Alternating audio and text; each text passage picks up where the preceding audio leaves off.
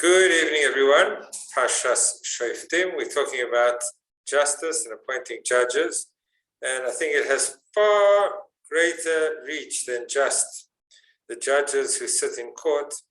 But we're going to learn that there is such a requirement for honesty, integrity in every walk of our life, and we're going to explore some of them. Let's talk about Shoftim, the portion that deals with the appointment of judges. We'll do the summary, and then we'll go through the details. So we are commanded to appoint fair judges in every city of Israel. Very important that judges have an understanding of their environment. So you don't have judges sitting in Yerushalayim, sitting in judgment over events that happen in Ashkelon, because they might not be in touch with the dilemmas, issues, and challenges of that place. So judges should be in every single place in Israel. It speaks about capital punishment is prescribed for idolatry and various idolatrous practices that are banned. So idolatry is one of the big three. It's the negation, God forbid, of Hashem as the king of the universe, and that is punishable by death. Remember, we always said that punishment by death does not mean that it happened on a regular basis. It almost sounds like every day there was an execution. It says that if a court of law executed somebody once in 70 years, it was considered a bloody or murderous based in. That is how unusual the effect of the law reaching a point where you would execute. It was a deterrent rather than a consequence. Sacrifice we offer to Hashem must be free of blemishes. So it's a different subject. That there has to be purity, completeness, wholeness. We shouldn't cut corners. We must follow the rulings of the Sanhedrin and of the oral law. Now, the oral law is an absolute necessity. There are those who have challenged and said we can marry each with the written law without the oral law. We cannot, because the written law is written so cryptically that there are some top points that you obviously need the oral law, which was the general details given to Moses also on Sinai that explained what the cryptic details were. For example, when it says you shall write them on the doorposts of your home, it doesn't say what you should write. It doesn't say where you should put it on your doorpost. It sounds like you should be writing a script on the doorpost itself. And we know by the oral law that it refers to mezuzah. Many laws could never be understood properly if they didn't have the oral law that came with the written law. Number 5, Moshe instructs Bnei Israel to coronate a king after they enter the land of Israel. Now, a Jewish king. Now we're going to learn about integrity in law. Now we're going to talk about power and how power is subject to the law. A Jewish king may not amass an excessive amount of horses, wives, or personal wealth. So he is subject to restriction. It's not absolute power to do whatever he wants. Furthermore, the king writes to himself 2 Sifrei Torah, one that stays with him, one that goes outside. At any rate, he is subject to the law in a way that is more so than any other citizen. Each Jew has a special mitzvah to write a Sefer Torah. If we cannot write a whole Torah, we participate in the writing of a Torah by purchasing a letter or writing a letter in a Torah. So every Jew has a responsibility to have his or her Torah. A king has a responsibility to have 2 Torahs. Because in actual fact, we need to show that power, and the power of a king, is also subject to the requirements and laws and restrictions of the Torah. One of these 2 remains with him at all times, a constant reminder to remain humble and to follow Hashem's law. So he always carries the Torah with him. Then comes another seat of authority and importance, the Kohanim, that were chosen by Hashem to be his holy servants. They do not receive an inheritance in the land of Israel. Hashem ki nachlasam. God is their inheritance. So they received many different charity or tithes that were given to the Kohanim. They were entitled to teruma and to the firstborn, and many things that challah were given to the Kohen, but they did not get a land inheritance. When they divided up the land, there was no land for the tribe of the Kohanim, the Levi. Kohanim receive various gifts, select portions of meat and tithes and crops and wool. Lots of things that they receive. A Kohen may always come to the temple personally and offer his own sacrifices. So he was also able to connect to Hashem, whether it was his week of duty or not. He could come to the temple to offer a sacrifice. The prohibitions against divination, fortune-telling, and similar occult practices. So all of the voodoo spiritualists that practiced supernatural events and powers, they described in quite a lot of detail. We don't go with that. We don't go to fortune tellers. The Jews never ever, as we know, when we buy and sell, we never deal with the retail. We always go to the person we go to the person on top. We deal directly with the person who produces the item. That's when we come to buy and sell. Certainly when it comes to power in the world, we don't deal with any other devious power. We deal with Hashem. We talk to God directly, and we never compromise our direct link and relationship with Hashem by putting authority or giving credulence and importance to things and power that are outside of our relationship with Hashem. We're commanded to rather put our faith and trust in Hashem and His prophets. Tamim tiyem Hashem lakecha. We should be pure and wholesome with God. We shouldn't involve ourselves with other powers, even though there might be an ability to do something that is supernatural. That is not what we deal with. We deal with Hashem. Full stop. When our borders expand with the coming of Mashiach, add another 3 cities of refuge. It's interesting, there are very few absolute references in the Torah to the future days. This is one of them. We know that Mashiach and the coming of Mashiach is in the Torah because it says when the time comes that God will expand your borders, you'll add 3. We have a mitzvah to add 3 more cities of refuge. Will be when Mashiach comes. Conviction for capital or corporal punishment requires a minimum of 2 witnesses. So here we see that when it comes to justice, there's got to be a system that we don't just believe one individual. There's 2 witnesses, and they have to be cross-examined and carefully evaluated. False witnesses receive the punishment that they sought to impose. It's called edim zomimin. And if people came along to cause another human being the loss of 1,000 rand, and then they were found to be completely false, they weren't there even to be able to give testimony. They can't say that he borrowed 100 rand because they were on that same night that they say they witnessed it. They were on the other side of the world. They were in Japan. So the punishment includes the fact that they must pay the amount that they sought to cause harm to the next person. If they sought to cause that person to be punished by being put to death, they said, we saw this person, 2 witnesses, committing a sin of idolatry. And then it turns out that they weren't even there, and we have proof that they were placed at a different venue, and they weren't even there to witness it. If they sought to bring about death, then death is imposed on them. Full stop. Before battle, a Kohen admonishes the troops not to fear the enemy. Do not fear the enemy, stand strong, believe in Hashem. Then there are exemptions from military duty. And who are those categories of people? What are the categories? Somebody who was recently married, somebody who built a new home, or a person who is fearful. So we said we don't want him to cause the rest of the troops to lose heart and to lose their strength and commitment and not to be brave. So if somebody is fearful, he should go home. We'll soon see the qualifications on that. Before waging war, we're commanded to make a peaceful overture to the enemy. We're not looking for war. If there's another way that we can resolve this, let's try the other avenues first. Then, in the midst of all the laws that relate to what we do in a war, they talk about laws that relate to war. We have them today as well. They are war crimes because even in war, we have to live up to a certain expectation. When it comes to a Jewish soldier, we are forbidden to cut down a fruit-bearing tree while laying siege on a city. We'll come back to this point why the mitzvah of not cutting down a fruit tree, which applies in our own homes, we do not cause that a tree that could produce fruit next season is completely cut down. That's the end. Then we're not just getting fruit this year, we're losing out on all the fruit that might be produced next year. So we're not allowed to cut down a fruit tree. Where is that mitzvah found in the Torah? Amidst the laws that relate to war. Very interesting where this law is found.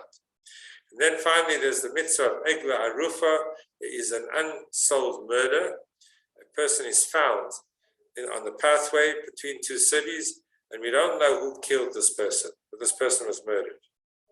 So they measure what is the nearest town to that carcass, to the dead person's body. And the nearest town, the elders of the town come out and they make a proclamation, Yadeinu lo shafchu et adam hazeh, and they cleave an animal is cleaved in half, almost a sacrifice, although it wasn't in the temple.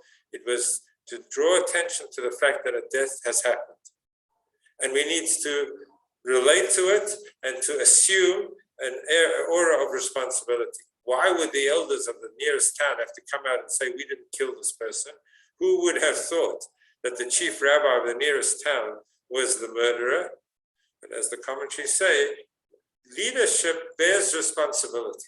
And the nearest town takes responsibility and says, we are involved in this because maybe we could have avoided by having the right kind of guards, policing, education, motivation. Maybe we could have avoided a situation where there was a murder that took place, there was road rage, or whatever it was that caused the murder. Maybe we could have done things differently, or we could have done more to ensure such a thing doesn't happen. So although they say we didn't murder, the very fact that they have to say that is almost an involvement of leadership addressing the problem that there's been a death. Wouldn't it be nice if leaders today had that kind of concern and involvement when things go wrong, to assume responsibility? So we're going to look at justice, and we're going to look at the setting up of a judicial power, and we're going to see it not only in its obvious context, which is to have judges appointed, a judiciary that looks after society and is able to run court cases and ensure that people are brought to book if they don't behave properly. We'll see it's much closer to home. There's a sense of justice that needs to happen within each and every one of us, a judicial approach to life.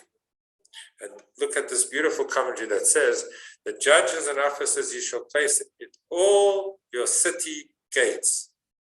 The human body is a city, and it has 7 gates. What are the gates of the human body? Entranceways, pathways through which we process information or we engage with the world around us. What are the 7 gates we have? Well, we have 2 eyes, 2 ears, 2 nostrils, that's 6, and a mouth, 7. So the verse, beyond the obvious meaning, placing judges in the city, is saying in the city that is our own human life, our own individual being. Place internal judges, put a judicial process in place to ensure, to discriminate and regulate what should be admitted and what should be kept out of all the gates of the human body. Don't just look at anything. Don't listen to everything. Don't smell and imbibe with your mouth by eating or by sharing information. Make sure that the gateways that are so connected to our senses and to our processing of information and to a heightened awareness of pleasure and engagement with the world around us, be careful. Place judges, meaning be judicious about where you look and where you put your eyes, and what you create as the environment that your children in your home and people around you are seeing. Make sure that you have some kind of regulation in place that reminds us that we don't look at anything and everything, and we don't listen to everything, and we don't eat or talk about anything. Everything that we process should be processed with a judicial process of evaluating, is it appropriate, is it not appropriate? Have gates that are able to close up and say, no, this is not where I want to put my mouth or my ears. So for you, secondly, that's the first thing. The second thing is, it says, Shoftim titen lacha, place for you at your gates. Why does it say place for you? Well, somebody is appointing the judges. Let's go back to the simple meaning of the verse, that there are judges appointed by whom? So there is some kind of power that appoints the judges. So look how the verse empowers the person who appoints the judges, and at the same time says, Titen lecha, place those judges for you. Meaning that even though you're appointing the judges, don't let that be an escape for you, the all-powerful individual making those appointments, that you're not subject to the law. Place those judges that you're appointing to have power over you. You have the power to appoint them, but once they are appointed, they have power over you too. Whoever that power is that is appointing, don't stand above the law. You see in politics today, even in America, we were talking about the judges of the Supreme Court, the High Court, and you have a political process where presidents who align themselves with one party or another, they appoint the judges who are partial to the ideology that they have. And when we now have a situation where there is a very strong and powerful democratic party in power, which is now completely in control of the Senate and of Congress.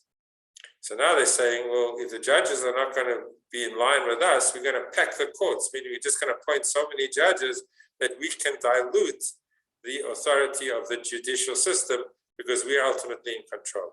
So be careful. Don't, in your power to be able to appoint judges, say that we stand higher than the justice system. We're all subject to justice. Just justice. It has to apply to everybody. So yeah, we had, the first point was about a personal engagement with the judicial process relating to our own bodies, our own being. And here we had, when it does come to the powers that appoint judges, make sure that nobody stands above the law. There are checks and balances. No power in Judaism is not subject to the Torah, as we'll soon see again by Kings. So, you shall not take a bribe. Ki ha-shoichad ya'aver einei chachamim v'salei divrei tzadikim. Be careful about a bribe, because bribery blinds the eyes of the wise and perverts the words of the just. So justice is very important. And what can happen is that we can think we are being judicious and that we're being honest and we're fair, and we don't even realize that we're acting out of some kind of bribe. Now, what could be a bribe? A bribe is, as Rashi says, as soon as the judge accepts a bribe from a litigant, it is impossible for him not to be favorably disposed towards him. So if there's a judge and he received a gift from one of the litigants in front of him or her, so we're going to land up with a judge who's partial to that person. Even if the person thinks that they are being completely objective and they're overlooking any previous favors done to them, human beings are fickle and human beings have to know our weaknesses, and we can never ever be given a gift by somebody and then be able to rule against them with complete objectivity. Somehow we're affected. So a bribe can be like some people unfortunately do, and they stopped and pulled over by a cop. They start speaking about what they need for supper or even more, and that's called a bribe. It is absolutely a perversion of the justice system if a person offers a bribe rather than being subject to the law. Maybe the law is not operating very well and we're not so enamored with the police force, but we cause much more harm to the system, to our children, to our families, if, God forbid, a child sees a parent giving a bribe. So a bribe can be money. I give you something, and now you deal with me differently from how you would have dealt with me, because I've ingratiated myself by giving you something. But it could be much more subtle than that. When Rashi says that a judge accepts a bribe from a litigant, it could be so subtle and therefore one should recluse oneself from passing judgment in a situation where one has gained from one side or the other. And my father always used to mention Moshe and the daughters of Tzlafchad. Remember, the daughters of Tzlafchad, the 5 daughters of Tzlafchad, came forward and said, our father passed away, he didn't have sons, normally the sons inherit. In this case, where there are no sons, could it not be that the daughters will inherit? And Moshe Rabbeinu says, I don't actually know the answer, I'm going to go and ask Hashem. My father always used to say, why did Moshe Rabbeinu suddenly not have the answer for the daughters of Tzlafchad? Moshe Rabbeinu had the answers for everything. He knew the entire Torah. Why was he suddenly not sure of himself and in himself to be able to give a ruling? And he says, I'm going to go and ask Hashem. My father used to say, because when the daughters of Tzlafchad came to Moshe, they said, our father passed away. That was true. And then they added extraneous information about his passing. They added words that have nothing to do with their question. They said, V'hu lo haya ba'adat Korach. And our father, he wasn't one of the bad guys in the revolt and the rebellion of Korach against you, Moshe Rabbeinu. He was one of the good guys. As soon as Moshe Rabbeinu heard a question, and attached to the question was an ingratiating detail that was extraneous to the facts at hand, to the question at hand. Because the question they had about inheritance did not depend on whether the father was on this side of the war or that side of the war. Was he pro-Korach or was he pro-Moshe? Why would they mention that our father, when he passed away, remember Moshe Rabbeinu, he was on your side. As soon as Moshe Rabbeinu heard them say, our father was on your side, Moshe Rabbeinu, information that wasn't required for this process of law. Moshe Rabbeinu says, I recuse myself. I'm going to ask Hashem, I'm not going to give a ruling. And obviously my father was saying, and I don't think it's his thought, but he often mentioned it, that you have to be careful. If we're passing judgment, if we're making a decision, if we are acting as a teacher or as a principal or as a parent, and sometimes we're acting as a consequence of something that happened or something that was done, and then we are passing our authoritative decision, and maybe it is misplaced because we are weighted in one direction or the other because of the events that unfolded. We have to be careful. We have to know ourselves well enough to say that as soon as there might be any element, any gift, any ingratiating statement, any praise that came from one of the litigants, immediately I am now not an impartial judge, and I recuse myself. It's quite amazing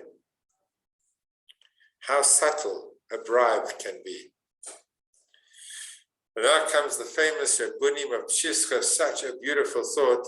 It says, justice, justice shall you pursue. Tzedek, tzedek tirdoif. Now often when the Torah repeats a word, it's for emphasis, or we think that, or the English translation says, thou shalt surely pursue justice. Thou shalt surely is a way of emphasis. So justice is coming to emphasize how important it is to pursue justice. The Rabbunim of Pshischa said, justice through justice shall you pursue. The way you pursue justice shall also be just. You cannot have a situation where your end goal is so important and so holy and so incredibly central to the future of the world, or whatever it is that's at hand, that you can therefore utilize methods that are devious, that are not filled with integrity, that are misrepresenting. Don't think that because the end point is so holy, you can use any means to get there, because the ends do not justify the means. The ends have to be holy, and the means by which we attain those ends have to be holy too. And that's the added dimension to the meaning of the words justice, justice shall you pursue. It's not just emphasizing justice, it's saying that when we pursue justice, it should be through a process that is just. We all know that Machiavellianism, the famous Italian political leader who gave this name, his name was Machiavelli, he proposed that if you have a good goal, doesn't matter how you get there. You can walk over people, you can maim and you can destroy, and you can cause havoc if your end is just. As long as your objective is good, it doesn't matter how you get there.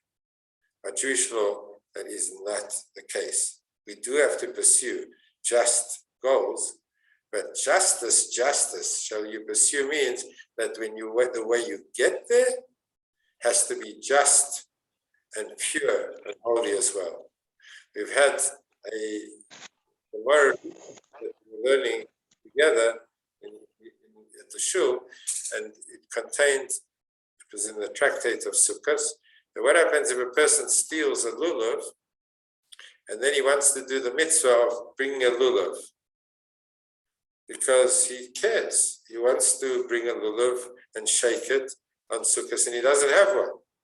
So he goes and he holds up somebody, God forbid, takes away his lulav, then comes in front of God and says, God, I want to do this mitzvah. So the Gemara says it's mitzvah haba ba'avera. It's a mitzvah that you're doing, but the means by which you are able to do this mitzvah came through doing a sin. How could that be a mitzvah? How can somebody steal and then give charity? Oh, charity is such an important, beautiful mitzvah. And I managed to save people's lives because I gave so much money to the hospital. But if you stole the money, there is no mitzvah. Because justice shall you pursue. You have to pursue the just objective, but the means by which you achieve it have to be holy as well. Don't argue and say that it is legitimized bad behavior because of what in the end you're doing with it.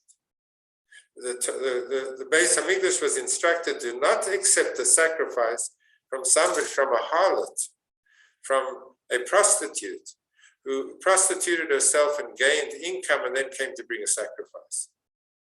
That's not called a sacrifice.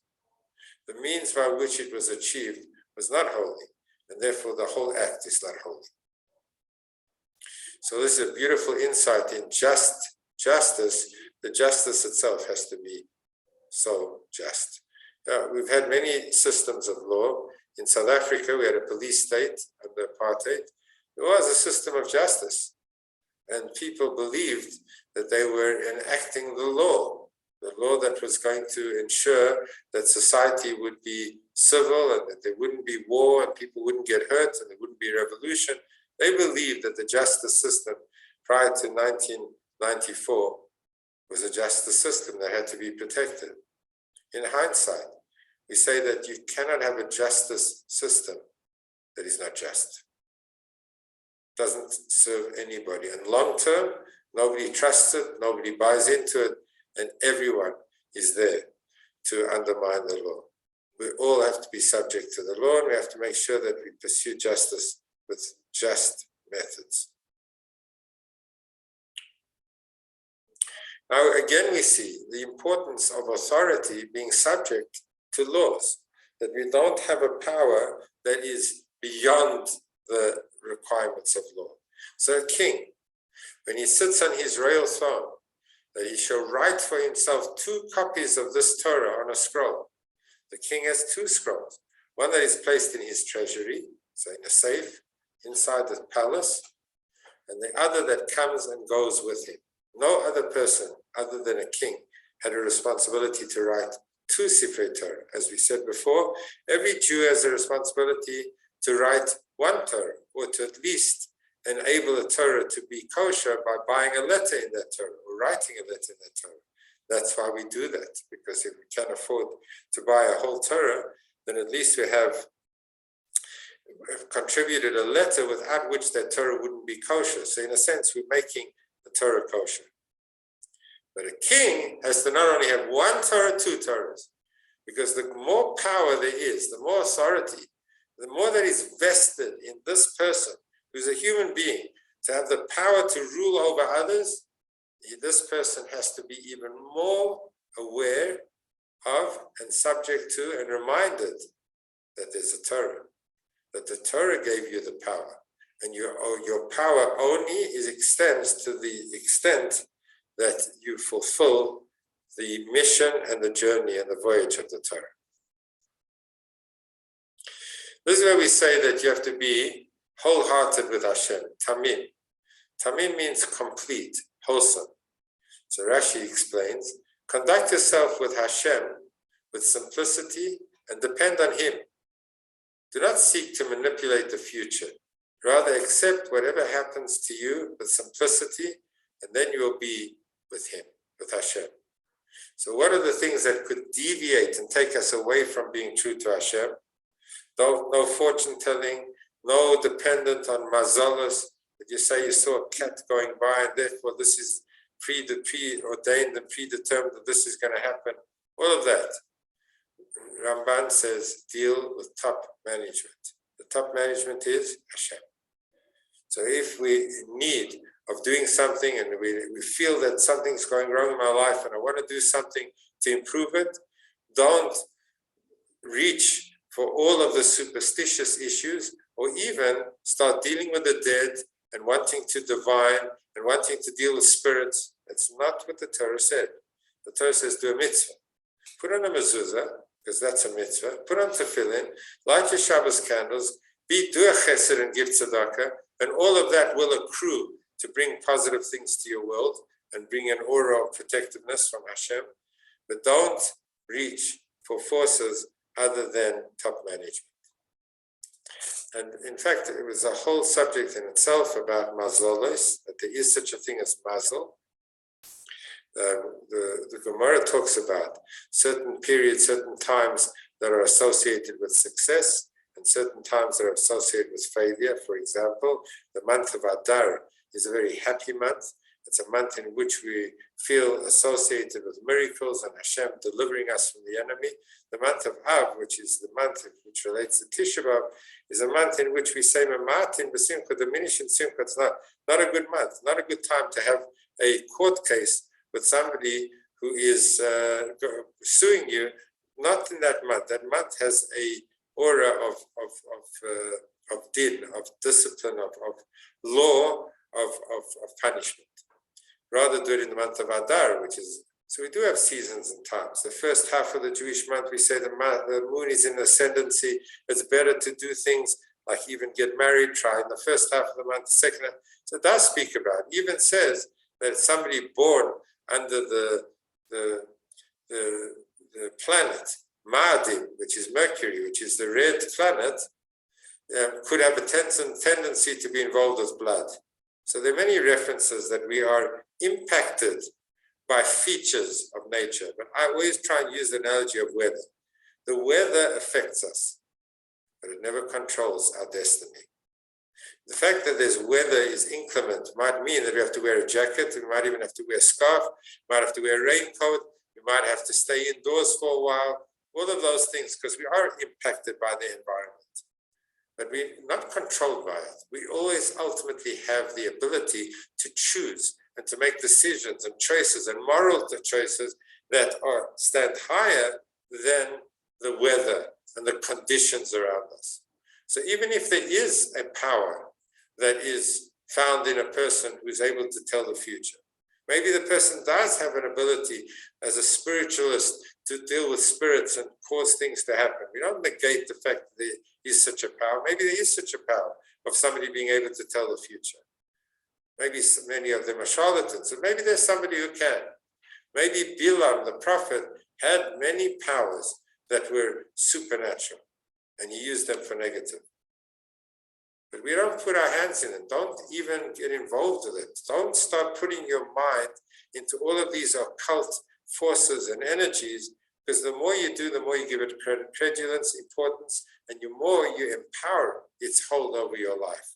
Deal with top management. When we get up in the morning and we say Shemona Esrei, we say Shema Yisrael Hashem Elokeinu, Tamim Tiyeh Hashem Elokecha.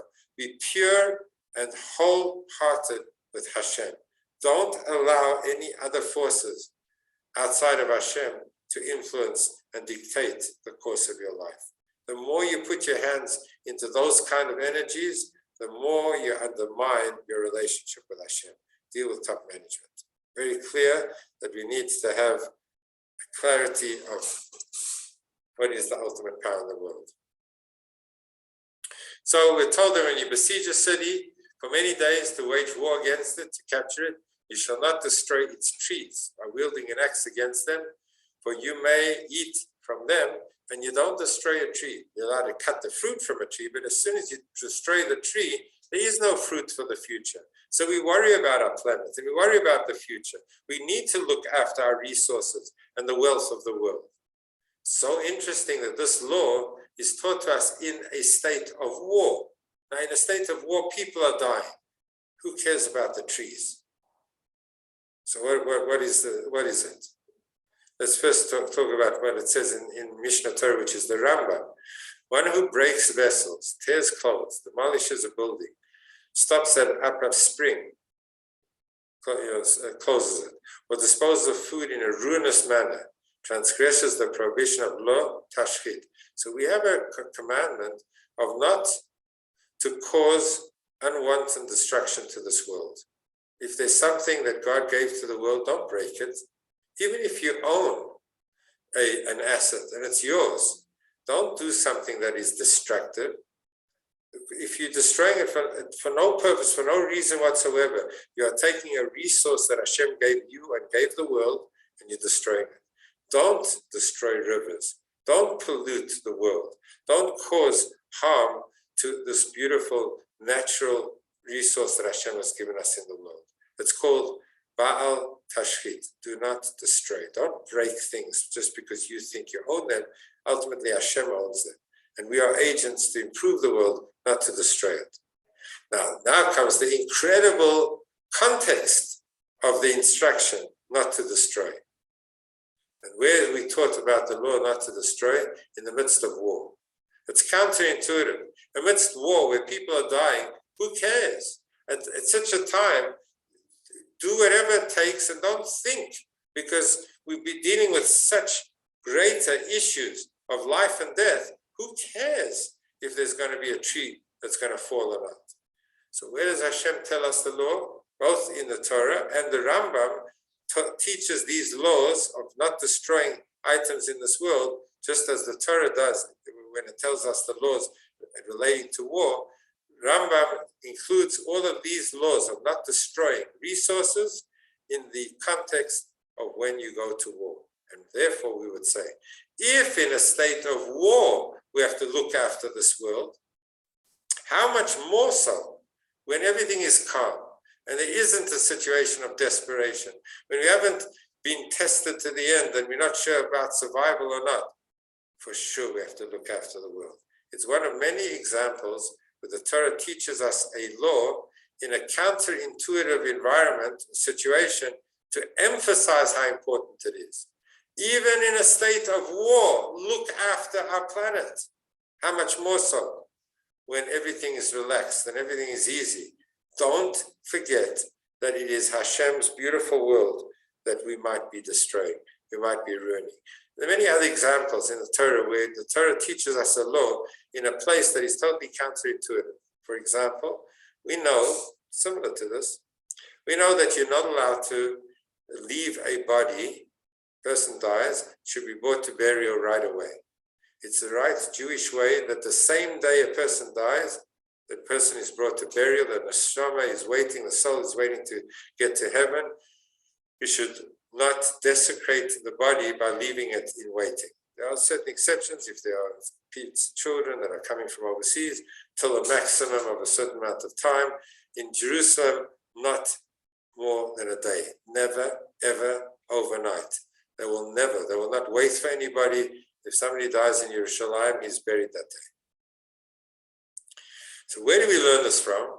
We learn it from in the Torah where it says that if a person is put to death by the Beis Din, you shall not allow his body to hang, to be hanged, and it should be brought to burial right away, because a person is created in the image of Hashem. Where does the Torah teach us this? Whose body are we worried about? The body of a person who is sentenced to death, who the Beis Din put to death, because that's how lowly this person was. He desecrated Hashem's. He did something so bad that it warranted him being put to death. And for that person, the Torah says, respect the body, bring it to burial. It teaches us in such an extreme situation so that we know that when it's not a person who is put to death, it's a regular person. It's a human being who has no negative situation surrounding that person. For sure, you should respect the body. I'm just saying another example where the Torah teaches us a law in such a counterintuitive place. You would think that a person who was put to death is no respect, or the person was put to death after all. What do you owe such a person? Even that person deserves the respect of burial immediately. How much more so a person who is not being put to death, a regular human being. If we have to worry about the fruit tree in the time of war, then for sure when things are going normally and there's no pressure of war, how much more so should we respect Hashem's blood? I don't think we have much more than maybe just this point. So it says that there are different categories of people in the case of war that you send them home. They did not allow them to go to war. A person who just got married, you say, if you have not been with your wife the first year of marriage, stay home. If you've just built a home, stay home. If you've just planted a vineyard and you haven't even had the chance to eat of its fruit, rather go home. And if you are faint-hearted as well, you're going to go home, because if you don't, let him not destroy the resolve of his brothers like his own resolve. So we're worried that people around him are going to become disheartened and lose their bravery and commitment to the battle because they see somebody running in battle. That never helps. So rather don't go to war in the first place. Says the Gemara, this refers to an optional war. Now there's two categories of war. Sometimes a war was waged to broaden the borders for political situations. A war was waged for a variety of reasons. But there's another context of war, and that is an obligatory war. When's an obligatory war that you have to fight?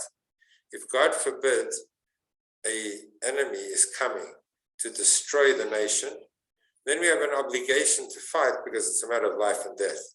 It's not an optional objective that you have, and that's why you've declared war. This is now a matter of saving lives. So listen to what it says.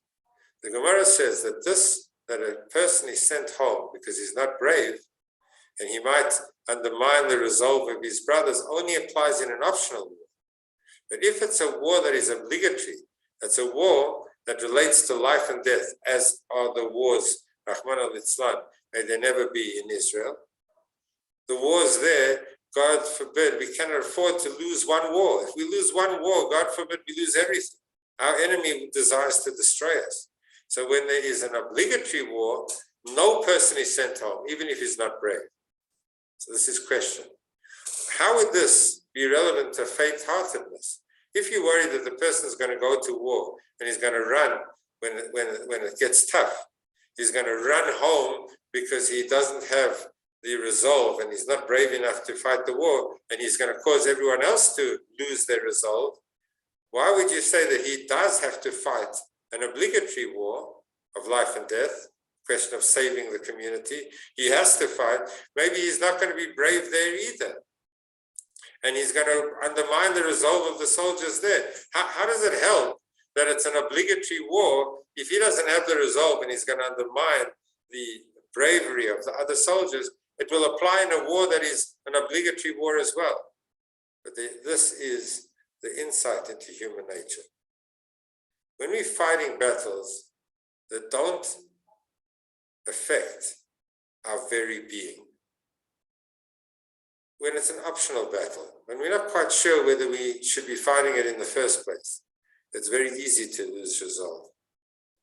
But when it's a matter of life and death, and we are staring the possibility of our family, our children, being put to, God forbid, ruin by an enemy that wishes to destroy them, so then our resolve that might have been undermined in a regular war, suddenly we have energy and strength and power that we never knew we had.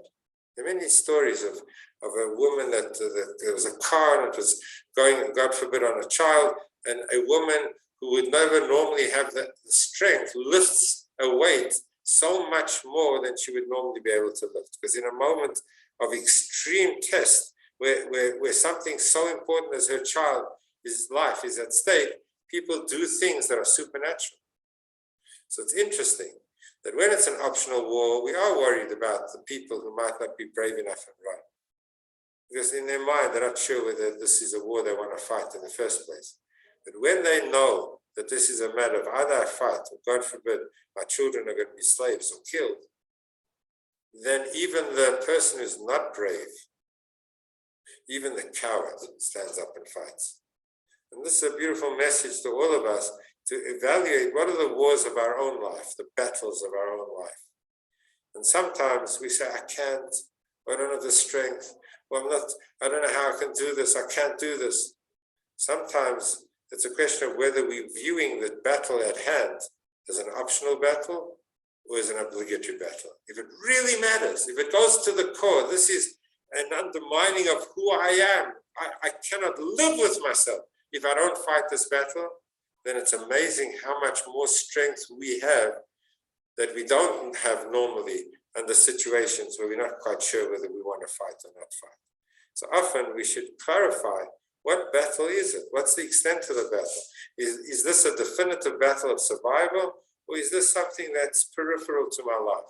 Is my Judaism that I'm fighting for something that is definitive of who I am, or is it something that's an optional extra that I don't really care to fight for? So it's not how strong the fight is, it's not how strong the person is, sometimes it's what is the motivation. Do I have a real objective to fight, or am I not convinced that what I'm doing is worth fighting for? I have a few other things about Elul. I'll carry them over because they'll still be relevant next week. Thank you everybody for joining. I really am happy to share this precious time of learning Torah together. Have a beautiful week and a beautiful Shabbos, and maybe see each other soon. Now we're in the month of Elul. We wish that we all be written and inscribed in a book for life, for happiness, and for good health in the year that lies ahead. Thanks for joining. Thank you, Rabbi.